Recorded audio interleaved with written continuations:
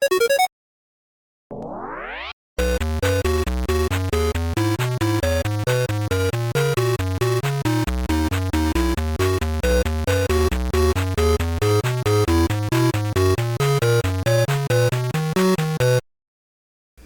up everybody? In this video, we are going to learn how to connect a slide switch to the Arduino and create a mechanical on-off switch for a circuit. When the switch is on, electrons will flow through the components in the circuit. When the switch is off, it will interrupt the flow of electrons and the components will not work. Start off by logging into Tinkercad using your course username. Select Circuits in the menu under your designs. You will see our LED-push button circuit that we made in an earlier video. Hover over the circuit and click on the gear in the top right-hand corner. Select Duplicate. Click the name of our circuit in the top left corner and change the name to Slideswitch-on/off. Select a slide switch from the components and add it to your artboard right below the red power wire that connects to the breadboard. The slide switch is also known as a single-pole, double-throw SPDT switch. A slide switch has 3 pins. If you hover over each one, you will see Terminal 1, Common, and Terminal 2. The common terminal is shared with both sides. When you move the switch to either side, you complete the connection to that terminal.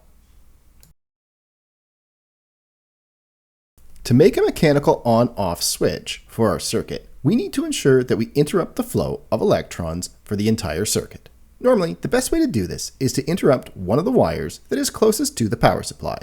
On our circuit, we can interrupt the power wire that runs from the Arduino to the breadboard. Click on the red wire that connects the 5-volt from the Arduino to the breadboard, and connect it to the common terminal on the slide switch. Next, add a wire from terminal 1 to the plus or power rail on the breadboard. Great! We have connected our slide switch.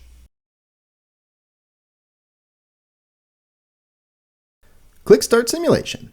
When the slide switch is flipped to the side that connects the common and terminal 1, we complete the circuit and electrons will flow through the components. Doing so means that our button and LEDs work. When we flip the slide switch to the terminal without a wire connected to it, we interrupt the flow of electrons in our circuit and no power flows to the components. Let's look at one more thing. Click on the code button to access your code.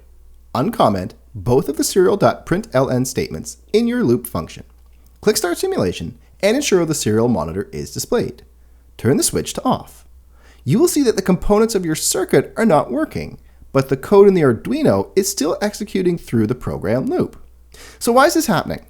While we have cut the flow of electrons to our breadboard, Tinkercad is still supplying power to the Arduino from a USB cable. If you were to build this circuit in real life, if you wanted to ensure all power was off, you would need to power the Arduino with an external power source, like a battery, and interrupt the flow of electrons from the battery to the Arduino.